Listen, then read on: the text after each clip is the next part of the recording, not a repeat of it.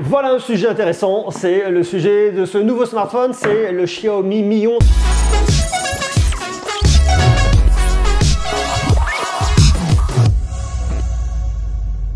J'ai une très bonne nouvelle pour vous aujourd'hui, vous allez pouvoir gagner votre Xiaomi Mi 11, ça c'est super bien. Pour participer, c'est très facile, je vous ai mis un lien en bas dans la description. Vous cliquez, vous participez au concours et vous serez peut-être tiré au sort pour repartir avec votre Xiaomi Mi 11 et ça, c'est vachement bien. Et rien que pour ça, laissez-moi un joli pouce sur la vidéo, juste en bas, je crois que c'est juste là où on laisse les pouces. Vous me laissez un petit pouce et pourquoi pas vous abonner. Plus il y a de pouces, mieux c'est. Et comme ça, moi je suis heureux. Le Xiaomi Mi 11, on l'a déjà unboxé il y a quelques jours. Le smartphone est très cool. Ce design est très réussi avec ce module photo. Vous avez un rond dans un espèce de faux carré, dans un espèce de faux rectangle, enfin en tout cas toutes ces formes-là, pour moi, se marie bien, c'est très sympa, ça marche bien et c'est très bien réussi de la part de Xiaomi. Mais je reste quand même assez surpris sur la stratégie par rapport à ce modèle-là. Je vous explique. En 2020, Xiaomi a révolutionné son haut de gamme avec le Mi 10. Mi 10, Mi 10 Pro. Le Mi 10 Pro est un excellent modèle, un peu moins de 1000 €, avec une super fiche technique, en tout cas un modèle que je trouve très complet. Et cette année, Xiaomi revient sur le devant de la scène en début d'année, parce que Xiaomi est quand même présent toute l'année avec beaucoup de modèles, en tout cas en début d'année,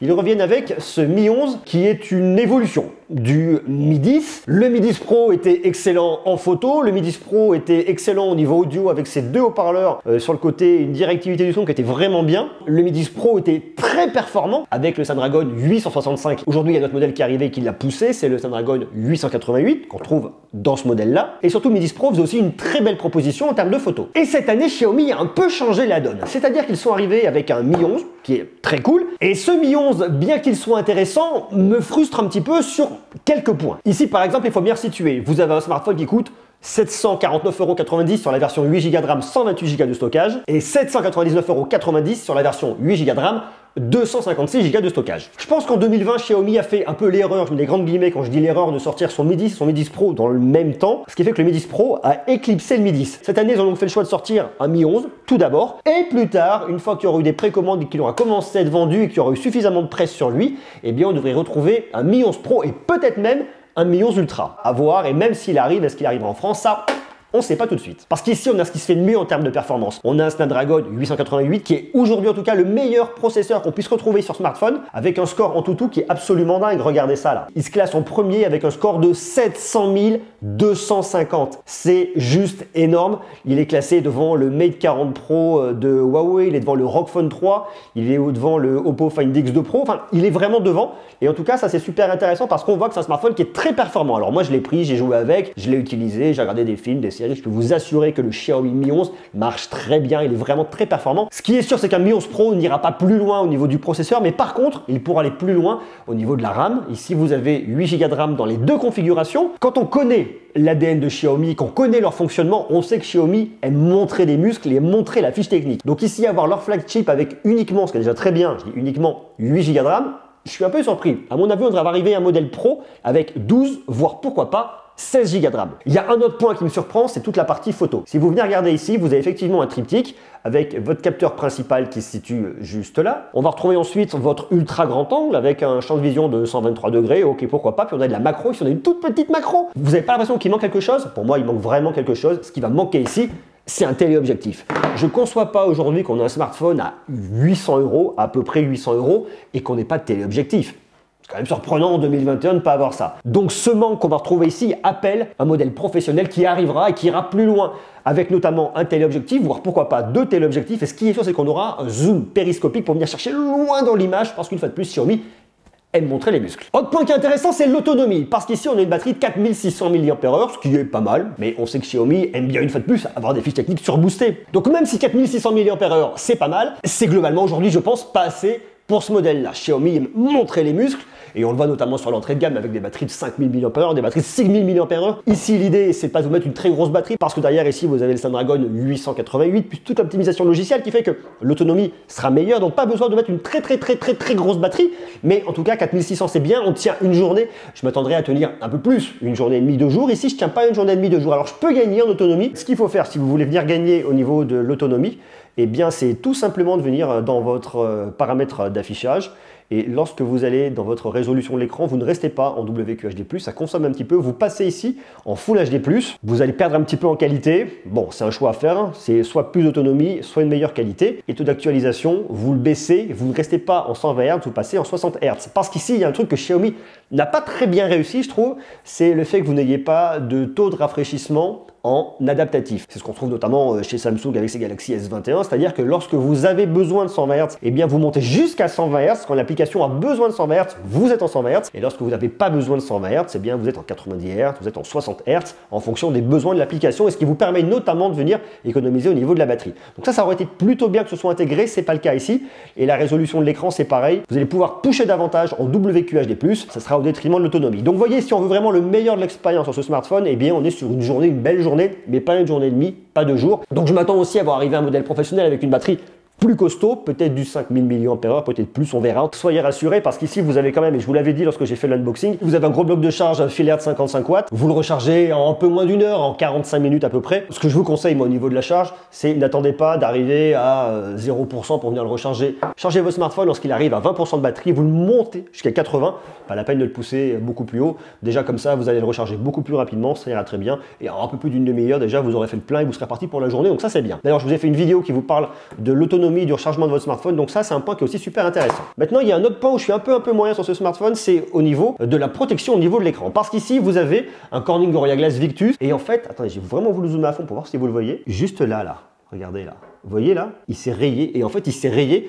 en étant dans ma poche, en étant posé sur une table, et on est vraiment sur des micro-rayures, donc rien de bien non plus déconnant là-dessus.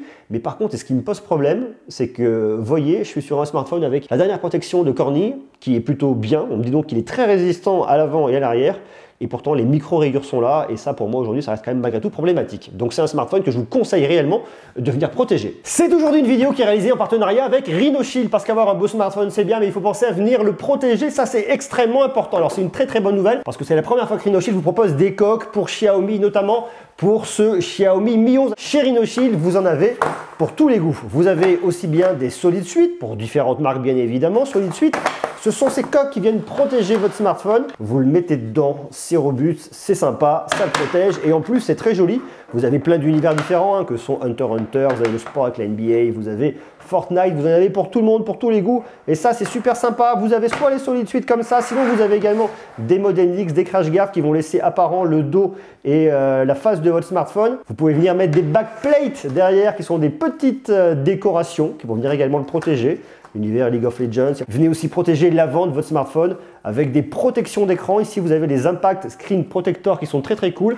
Vous en avez de toutes sortes pour venir vraiment protéger et éviter les déconvenus sur l'écran de votre smartphone. Vous avez une remise avec mon code qui est en bas dans la description. Je vous invite à venir cliquer pour les découvrir et venir protéger votre Xiaomi Mi 11 dans les meilleures conditions, tout en sachant qu'elles sont en train de se lancer actuellement chez Rhinoshield. Vous pouvez vous inscrire pour être un des premiers inscrits et surtout être informé lorsque ces coques vont sortir.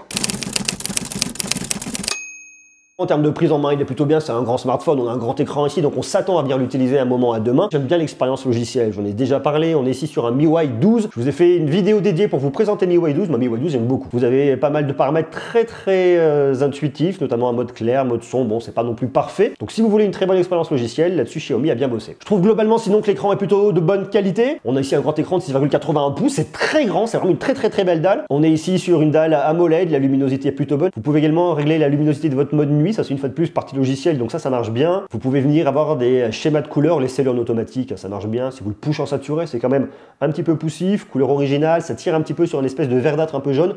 Je suis pas hyper fan, moi ce que je vous conseille quand même c'est l'automatique qui fonctionnera bien et en toutes circonstances. Là-dessus Xiaomi une fois de plus a très bien bossé. L'expérience en 120 Hz, ça apporte vraiment de la fluidité. Vous pouvez venir scroller presque à l'infini, c'est très fluide, ça marche bien, ça répond bien. Bon voilà, donc très beau boulot là-dessus, très bel écran, très belle expérience. Faisons un petit tour du côté des photos. Écoutez, je trouve que c'est quand même plutôt bien. Je vais vous montrer, vous allez le voir tout au long de l'histoire, on est sur la caméra principale. On passe ensuite sur l'ultra grand angle et ensuite on vient se rapprocher. La première chose qu'on va voir, c'est la différence de colorimétrie entre le capteur principal et l'ultra grand angle. L'ultra grand angle sera un peu plus bleu, tandis que la caméra principale sera un peu plus jaune. Ça sera plus flagrant, un peu plus loin. Et ensuite, vous venez zoomer dans l'image et dès que vous zoomez trop, et bien forcément, on récupère du bruit. Ça dit c'est normal parce qu'ici, vous n'avez pas de téléobjectif. La caméra de selfie est pas trop mauvaise. Elle vient lisser, on le voit notamment ici au niveau des petits grains de peau. C'est un poil poussif. Bon, ça, c'est c'est un peu la signature Xiaomi là-dessus. Ça fera le taf, hein. C'est pas complètement dingue, mais bon, ça fera le boulot. La caméra de selfie, c'est pas la meilleure que j'ai pu rencontrer, mais c'est pas non plus la plus mauvaise. On se retrouve ici, regardez-moi, sur un très beau lac, tout gelé, très sympathique. Là, on est sur la caméra principale, c'est un peu jaune, et on passe sur l'ultra grand angle, c'est un peu plus bleu. Il y a une petite différence de colorimétrie, c'est un peu dommage. Ensuite, on vient zoomer davantage, comme on est sur la caméra principale, sur le capteur principal, eh bien, on garde cet effet jaune, qui lui est propre. On peut faire du x2, du x5, du x10, que vous voulez. Vous voyez qu'au bout d'un moment, eh bien, on perd réellement en qualité, et ça, c'est normal. Les couleurs ne sont pas sursaturées, on a quelque chose de très naturel, on voit bien que ce soit les petits arbres en haut, que ce soit les nuages, rien n'est épargné, tout marche quand même plutôt bien. Vous voyez la différence là, hein. Caméra principale, ultra grand angle, c'est beaucoup plus bleu sur l'ultra grand angle hein, quand même. On peut venir se rapprocher une fois de plus, mais bon, je vous le déconseille, il nous faudra un modèle pro pour y arriver. Caméra principale, c'est bien même en contre-jour, on voit bien tous les détails au niveau des nuages, autour du soleil. Il y a une très bonne gestion là-dessus. Du côté logiciel par Xiaomi, ça fonctionne bien. Alors on voit, c'est poussif parce que ici au niveau de la voiture, eh bien, je vais récupérer du bruit. Donc on voit qu'élément par élément, l'algorithme vient tout corriger. Un petit bonhomme neige, ça c'est super intéressant parce que vous voyez qu'ici, on a du jaune, paf, on est beaucoup plus bleu. La neige est jaune, la neige est bleue. On voit vraiment la différence, une colo là-dessus, c'est un peu dommage. Dès qu'on vient zoomer, forcément, on récupère une fois de plus ce côté jaune, mais ça marche. Et même à contre-jour, regardez, on voit bien la neige, on voit tout, c'est vraiment très bon. L'algo est quand même plutôt bien. Il y a un très beau boulot qui a été fait par Xiaomi là-dessus. La partie macro, elle m'interpelle. Moi, je suis pas fan de la macro. Ici, vous avez une caméra de 5 mégapixels, je suis vraiment pas fan, mais malgré tout, je dois reconnaître que Xiaomi a fait du boulot pour faire évoluer sa macro. Donc ça, c'est bien. Je récupère des détails, et là, je le vois ici, là, sur un jouet de mon fils. Regardez, j'ai toutes les petites cochonneries bien collées dessus, je les ai bien en détail. Donc il y a une évolution au niveau de la macro. Maintenant, je suis pas sûr au niveau des usages. Pour moi, la macro, ça reste toujours une fois de plus un petit gadget. On va se marrer là-dessus. Je suis pas extrêmement convaincu. Pour moi, ici, vous avez deux capteurs qui fonctionneront. C'est votre capteur principal, ça va être votre ultra grand angle pour certains monuments. Mais pour moi, en tout cas, ce qui est sûr là-dessus, c'est que la caméra principale fera très bien le boulot et que vous ne raterez quasiment aucune photo. En condition de nuit, le résultat est plutôt pas mal au niveau des photos. On voit qu'ici, au niveau de la lumière, il a un peu plus de mal, mais bon, voilà, c'est un peu du point de détail. L'ultra grand angle, c'est à proscrire, vous allez voir, de l'autre côté, un ultra grand angle n'est pas forcément pour faire des photos de nuit. Le résultat est assez imprécis, pas extraordinaire. On peut venir zoomer un petit peu, mais bon, voilà, c'est pas particulièrement fait pour. Ici, là, il me sort une espèce de petite aberration à cause de la lumière qui est pas complètement dingue. Il a un petit peu de mal ici aussi. Vous allez voir que des fois, il a un petit peu de mal avec ses lumières, mais c'est vraiment du point de réglage, je pense, du point de détail, l'ultra grand angle. On oublie. Là, c'est bien, sauf ça. Ça, là, vous voyez, cette partie-là, je ne sais pas ce que c'est. Il me l'a rajouté sur la photo parce qu'en réalité, ça n'existe absolument pas. Et une fois de plus, ultra grand angle, on oublie. Maintenant, il y a un autre point qui m'intéresse, c'est la partie audio. Alors la partie audio, je l'avais beaucoup aimé l'année dernière avec le Xiaomi, le Mi 10 Pro notamment, parce qu'effectivement, vous avez deux haut-parleurs. Un haut-parleur qui se situe juste là, c'est le haut-parleur de droite, et l'autre haut-parleur, le haut-parleur de gauche, qui est juste là, qui vous permet d'avoir une vraie expérience stéréoscopique, puisque le son sort de chaque côté de la même manière. Et ici, je trouve que c'est moins bien, c'est moins intéressant, parce que en réalité, le son va effectivement sortir du côté droit et du côté gauche sensiblement de la même manière, sauf que en fait, ce ne sont pas exactement les deux mêmes haut-parleurs, donc vous avez ce fameux effet de déséquilibre qu'on retrouve beaucoup à la concurrence, mais j'avais trouvé ça vraiment bien l'année dernière chez Xiaomi parce qu'on n'avait pas cet effet-là et que vous aviez vraiment le son qui partait comme ça, le son qui partait comme ça, et aujourd'hui, c'est pas réellement le cas. Il y a du son, hein, clairement. Et il y a celui-là, là, et là, on l'entend. Hein. Là, on a un son un peu plus grave. Si je bouge là, je suis un peu plus médium. Bon, voilà. C'est pas dingo, mais il y a quand même cette petite différence. À côté de ça, c'est un smartphone qui a quand même de la puissance. Et puis surtout, vous allez venir l'utiliser pour écouter du contenu multimédia, notamment en Bluetooth, pourquoi pas, si vous avez un casque sans fil. C'est un smartphone que je trouve super actuel. vous avez aujourd'hui quasiment ce qui se fait de mieux. Je vous le dis, Bluetooth 5.2, vous avez du Wi-Fi 6, vous avez du NFC pour le paiement dématérialisé. Ici, vous n'avez pas d'extension de carte mémoire. Vous avez effectivement une double SIM, mais ici, vous n'avez absolument pas la possibilité de venir mettre une carte micro SD en extension. On voit qu'effectivement, les constructeurs ont fait de plus en plus le choix de supprimer ces extensions de carte micro SD, probablement pour vendre des abonnements cloud, allez savoir. Et je passe le bonjour à Philly qui m'a posé la question directement sur Instagram. En fait, c'est possible de mettre une carte SD dessus. Donc voilà, ici, tu vois, on peut pas mettre de carte SD, malheureusement. Côté tarif, comme je vous le dis, on est à 750 €, 749,90 pour la version 8 128 et 799,90 pour 800 € pour la version 8 256. D'ailleurs, s'il vous intéresse, je vous mets les liens en bas dans la description. Moi, c'est un smartphone que je trouve intéressant, que je trouve bien, mais je vous dirais d'attendre peut-être un tout petit peu. Pas pour vous dire ne l'achetez pas parce que le smartphone, je trouve bien et bien réussi, intéressant,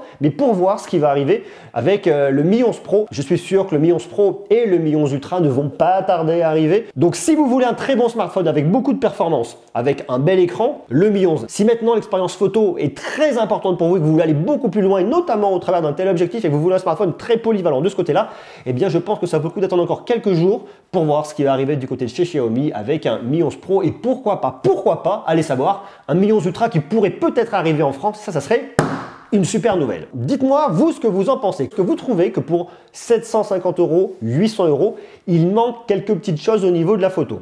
Est-ce que vous trouvez que l'autonomie est suffisante pour ce tarif-là? Est-ce que vous trouvez que le produit est chouette? Est-ce qu'il pourrait vous satisfaire? Marquez-moi tout ça bien évidemment en bas, en commentaire. Et quant à nous, on se retrouve extrêmement vite pour continuer bien évidemment à parler de Xiaomi, parler de tech, parce qu'il y a plein de choses à dire. Et ça, c'est cool. Et je vous invite à venir écouter le podcast Fréquence Greuze, dans lequel j'interviewe Pierre-Alain Ouar, qui est le directeur marketing de Xiaomi. Et on parle bien évidemment de ce Mi 11 et de la marque, comprendre le positionnement, l'évolution, tout ça, c'est super intéressant. Et d'ailleurs, n'oubliez pas de participer au concours pour gagner votre Xiaomi Mi 11. Pour participer, c'est facile, vous avez le lien en bas dans la description, vous participez au jeu, vous vous inscrivez et vous serez contacté si vous êtes tiré au sort. Donc ça, c'est plutôt une très bonne nouvelle. Merci Xiaomi du cadeau, merci Monsieur Gros, je vous embrasse, beaucoup d'amour et à très vite. Ciao.